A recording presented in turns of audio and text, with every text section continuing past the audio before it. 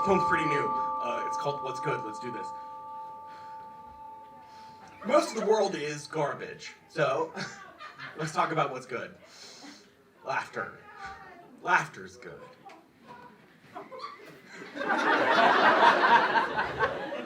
Really? Already? Is that how fucking fast are? It's fucking Tuesday. You don't have to be like shithouse wasted yet. It's like 8.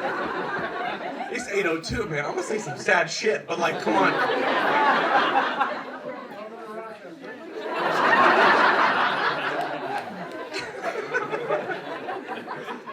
Alright, let's all try to fucking get through this. Alright! I'm starting over. Most of the world is garbage, so let's talk about what's good. Laughter. Laughter's good. The way mud feels washing off your feet is good. A new light bulb next to an old light bulb is good. Snow on top of snow on top of snow is good, I guess. The way your mother laughs in baggage claim is good. The 20 minutes between waking and being awake, that's good. A new book is good. The first day with the windows down is excellent. A newborn finally asleep is amazing. You know what's good? A stack of 20s and 3 days off.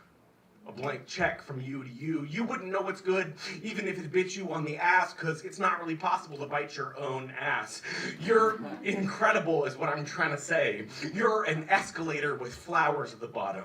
You're the first day of spring forever. Your pancakes for dinner and empty roads for breakfast. The stereo is good.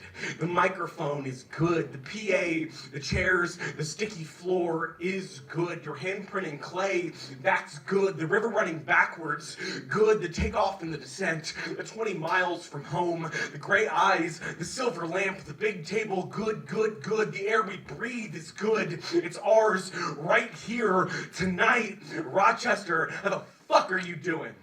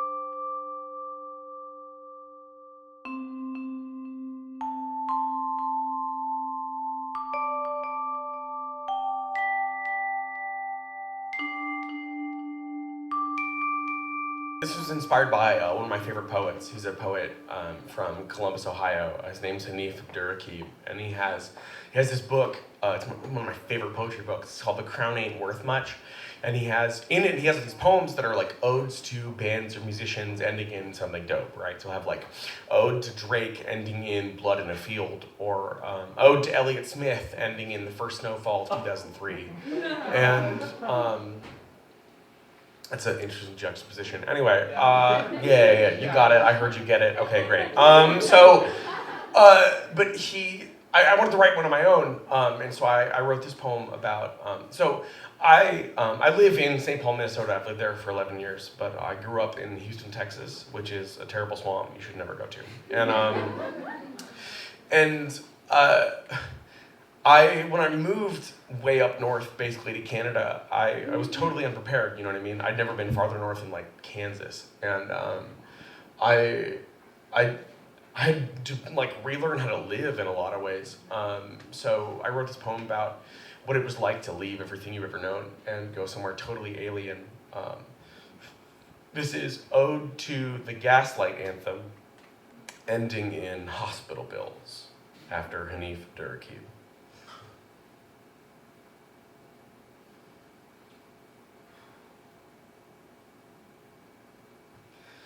There's no summer better than the summer before you turn 18.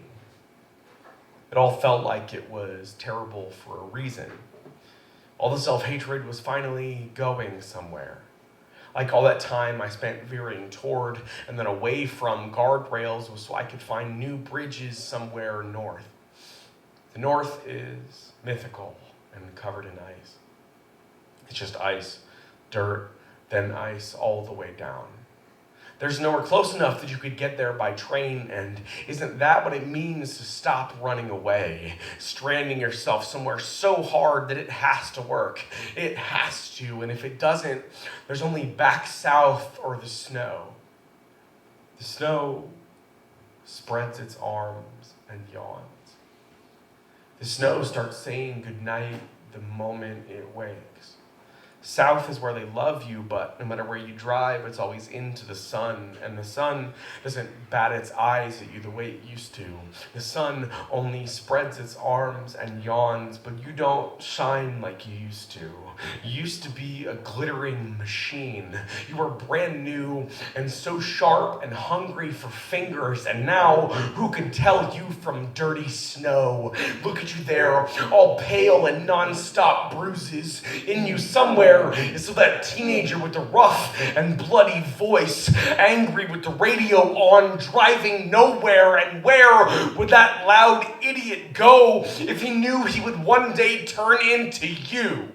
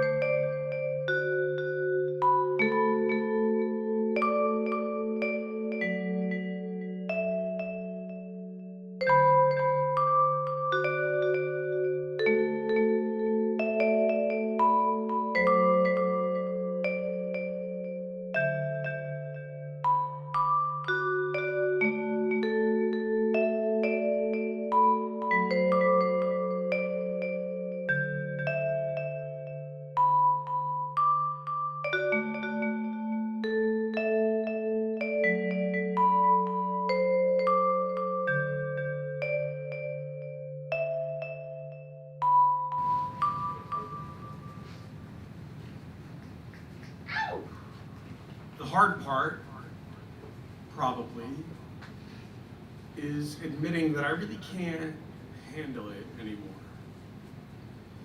I can't just hire someone to take care of the 2-year-old unpaid parking ticket. I threw money at my loneliness, and all I got were friends who think of drunk driving as a sport. I stared at my phone for so long that I grew a glass face. First, you say you feel nothing, then your eyes start to agree with you, then one day, someone you love probably cries in front of you, and your only thought is, when is dinner? There's only one way left to talk about being sad that won't make me more sad.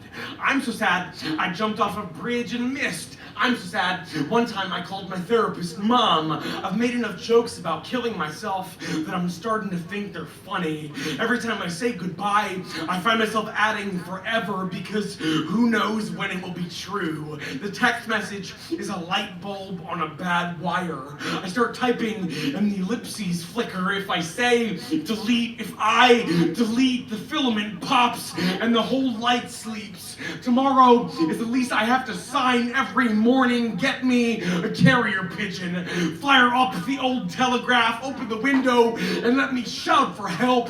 Something is burning. Bring water, bring water. I'm so sad. I fell in love with hands and a row of teeth. I'm sad I light at the knives and stare at them until one of them speaks. Where's the bad part? How do I carve it out? By now, is it all rot?